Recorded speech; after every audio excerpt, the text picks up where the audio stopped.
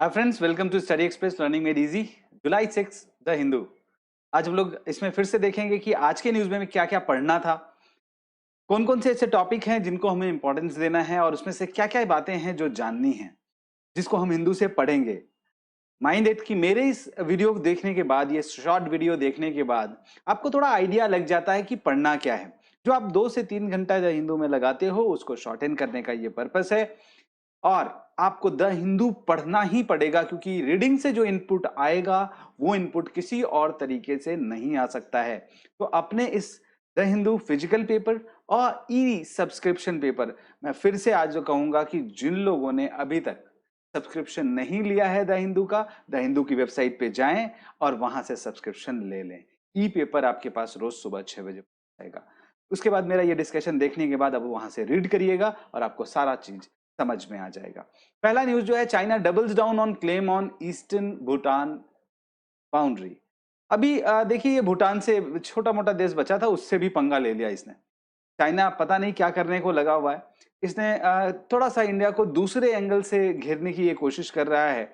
अभी लेटेस्ट क्या है कि वहां पे साक्तेंग वाइल्ड लाइफ सेंचुरी है एक, ये देख पा रहे हैं आप, साक्तेंग वाइल्ड लाइफ सेंचुरी, ये वाला जो पार्ट है Sakteng wildlife sanctuary eastern border पर है भूटान और अरुणाचल प्रदेश पे। क्योंकि वो अरुणाचल प्रदेश का बहुत हिस्सा खुद क्लेम करता है, इसलिए उसको लगता है कि ये पार्ट उसका है।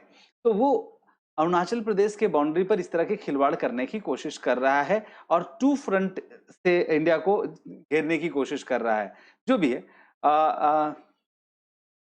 उन्होंने, हालांकि भूटान ने इसके लिए एक डिमार्क भेजा है। क्या भेजा है उन्होंने चाइनीज एम्बेसी को कि भाई देखो, हमारा जो प्रॉब्लम है अभी तक, जो इंडिया और भूटान और चाइना का प्रॉब्लम था, वो वेस्टर्न बॉर्डर और नॉर्दर्न बॉर्डर पे था। मेनली पासमलुंग और जाकरलुंग बोल के जगह है, चुम्बी वैली, डोकलाम में वेस्टर्न साइड और नॉर्दर्न साइड में जाकरलुंग। यहाँ पे है आपका, यहाँ पे है पासमलुंग और जाकरलुंग, इस एरिया में, यहाँ पे इस रीजन में पड़ता है। ठीक है। और डोकलाम इस ट्रायंगल में पड़ता है, डोकलाम का एरिया जो है। तो ये एरिया और ये एरिया पहले से डिस्टर्ब था, अभी वो यहाँ के एरिया को डिस्टर्ब करने की कोशिश कर रहा है चाइना। ठीक है, तो इसको एक बार रीड करिएगा तो आपको पूरा ये हिस्ट्री पता चलेगी, कैसे कैसे कहाँ पे वो डेवलपमेंट्स हुआ और किस तरह से आज चाइना फिर से इस पर क्लेम कर रहा है। इनफैक्ट लास्ट ईयर ही United National global economic environment facility जो है, जीईएफ, उन्होंने कुछ फंडिंग करना था, उसके लिए एक रेजोल्यूशन आना था, उसको रोक दिया था चाइना ने। वो रेजोल्यूशन था साक्तेंग वाइल्ड लाइफ सेंचुरी को लेकर के, उसको रोक दिया था। तो वहां से ये विवाद शुरू हुआ था। अब आते हैं नेक्स्ट न्यूज। नेक्स्ट न्यूज है, vaccine trial takes 6 to 9 months। WHO chief scientist, WHO की चीफ साइंटिस्ट हैं सौम्या स्वामीनाथन। सौम्या स्वामीनाथन कह रही हैं कि कोई भी वैक्सीन का ट्रायल प्रोसेस जो है उसको शॉर्टन नहीं किया जा सकता। वो 6 से 9 महीना लेता ही है। उसको इससे ज्यादा अगर शॉर्टन किया जाएगा तो फेज 3 जो होता है वैक्सीन ट्रायल का, वो एग्जीक्यूट नहीं हो पाएगा। उसको लेकर के ये आर्टिकल है। ये जो विवाद चल रहा था जिसमें आईसीएमआर ने कल सफाई दी थी, उसको लेकर के ये आर्टिकल है, इसको पढ़िएगा। ये 2 आर्टिकल पेज नंबर 1 से आपको पढ़ने हैं। इसके बाद पेज नंबर 2, 3, 4 में इस तरह के कोई डायरेक्ट आर्टिकल आपको नहीं मिल रहे हैं। हम चलते हैं इसके बाद पेज नंबर 6 में। 6 में आपका एडिटोरियल है, 6 और 7। 6 में एडिटोरियल में, India must not cast anchor in Enrica Lexie. ये वाला जो आर्टिकल है, ये आर्टिकल है रिलेटेड टू जो अभी इटालियन मैरिनर्स का जो केस था, उस केस को लेकर के है। ठीक है, जो शिप थी एनरिका लेक्सी की सेंट एंटोनी, तो वो शिप, उस शिप को लेकर के जो केस हुआ था अंक्लॉज में, अभी तक इंडिया यहाँ पे अपने ट्रायल चला रहा था इंडिया में। तो इंडिया को कहा जा रहा है कि आपके जुरिस्प्रूडेंस के, जुरिस्डिक्शन के बाहर है, आपके ये जुरिस्डिक्शन के बाहर है, आप को अंक्लॉज के थ्रू पीसीए में ये केस चलाना है। लेकिन हम उम्मीद करते हैं कि जस्टिस हमें मिलेगा फिर से। उन मैरिनर, उन फिशरमैन को जस्टिस मिलेगा जिनको गोली मारी थी इन मैरिनर्स ने। अच्छा, ये वाला आर्टिकल बहुत इंपॉर्टेंट है। एटले पीएम मोदी 3 मैसेजेस दिए थे, उन 3 मैसेजेस के बारे में आर्टिकल है, इसको जरूर पढ़िएगा, इसको सेव करके भी रखिएगा। उन्होंने ह्यूमैनिटी के लिए मैसेज दिया था, बीजिंग के लिए मैसेज दिया था कि भाई देख लो, टेरिटोरियल एग्रेशन का युग नहीं है, ये विकासवाद का युग है। आप जो एग्रेशन दिखा रहे हो साउथ चाइना सी और इन सब जगह पर, ये एग्रेशन नहीं चलेगा। आप खुद इंपीरियलिज्म से पीड़ित रहे हो, उसके बाद भी उस तरह की इंपीरियलिज्म करने की कोशिश कर रहे हो। ये बात मैसेज एक तरह से इनडायरेक्टली चाइना को दिया गया।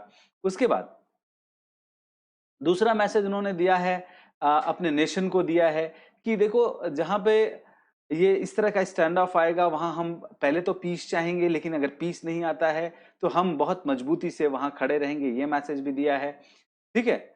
और उन्होंने लद्दाख के लोगों को भी मैसेज दिया है। तो इस तरह से ये जो उनका जो उस दिन का विजिट था, उस विजिट को लेकर के ये एडिटोरियल है, इसको आप पढ़िएगा तो आपको काफी आइडिया उसके बारे में लगेगा कि क्या विजन है, क्या हम लोग का थॉट है रिगार्डिंग दोज एरियाज, लद्दाख और उसको लेकर के जो स्टैंड ऑफ चल रहा है उसको लेकर के।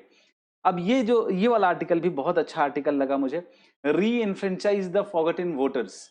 अभी हम लोग जो इलेक्शन कमीशन ने पोस्टल बैलेट का सिस्टम लॉन्च किया है, 65 ईयर्स तक उसको ले आए। पहले वो 80 ईयर्स के अबव के जो लोग थे उनके लिए था, या डिसेबल्ड लोग थे उनके लिए था। अभी ये 65 ईयर के नीचे के लोगों के लाया है। उस पर ये लेखक साहब कहते हैं कि माइग्रेंट्स को भी ये फिर वो देना चाहिए, पोर्टेबिलिटी देना चाहिए, one nation one voter card का सिस्टम होना चाहिए कि एक ही वोटर कार्ड उसका हर जगह वैलिड हो सके, वो पोर्टेबिलिटी करा सके चीजों का।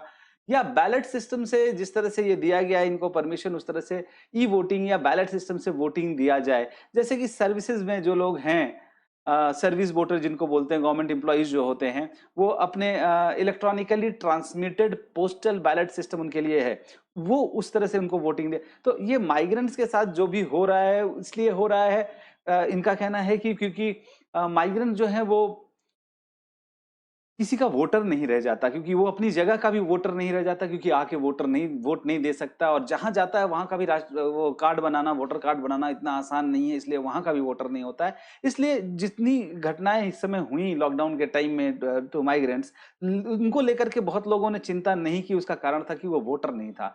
तो ये एस्पेक्ट लेकर के ये पूरा आर्टिकल है, वन बहुत अच्छा आर्टिकल आया है।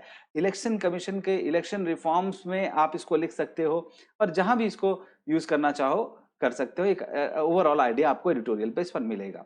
दूसरा है surely even if slowly, vaccine को लेकर के ये फिर से वही बात हुई है जो WHO की चीफ साइंटिस्ट ने बात कही है कि आप वैक्सीन के फेजेस को स्किप नहीं कर सकते हैं, आप उसको हेस्ट नहीं कर सकते हैं। आपको जब वैक्सीन देना है तो बहुत तरीके से फेज वाइज जो उसके सिस्टम है उसके हिसाब से दिया जा सकता है।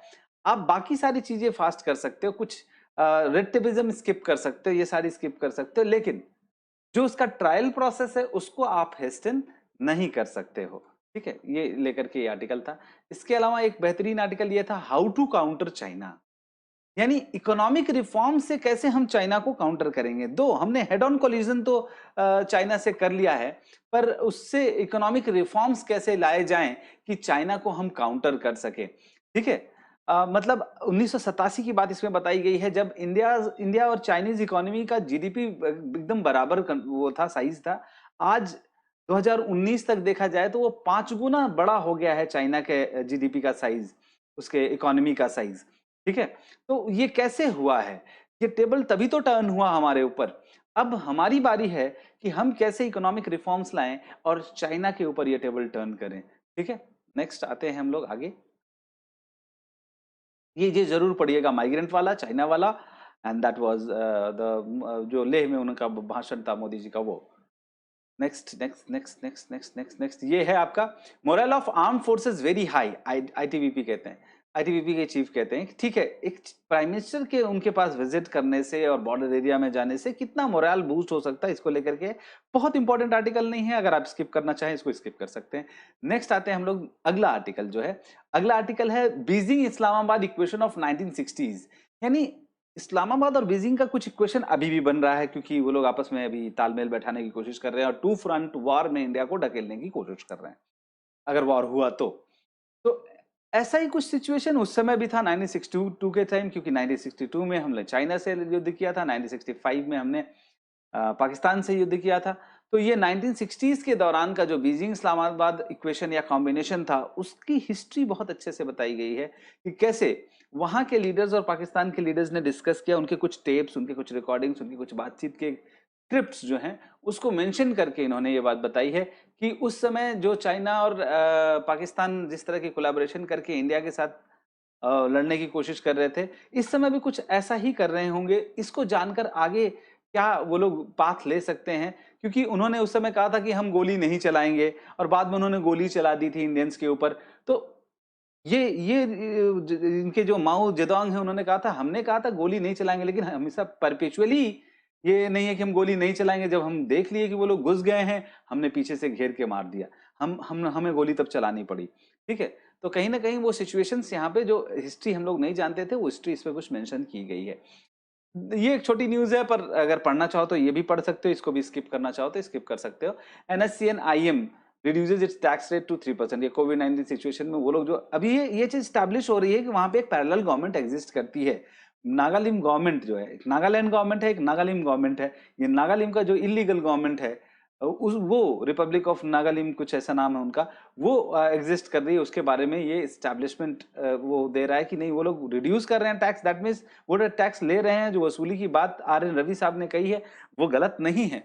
ठीक है, लेकिन वो लोग उसको लीगलाइज मानते हैं, क्योंकि वो लोग खुद की गवर्नमेंट वहां मानते हैं। अच्छा, food grain offtake by state rises sharply.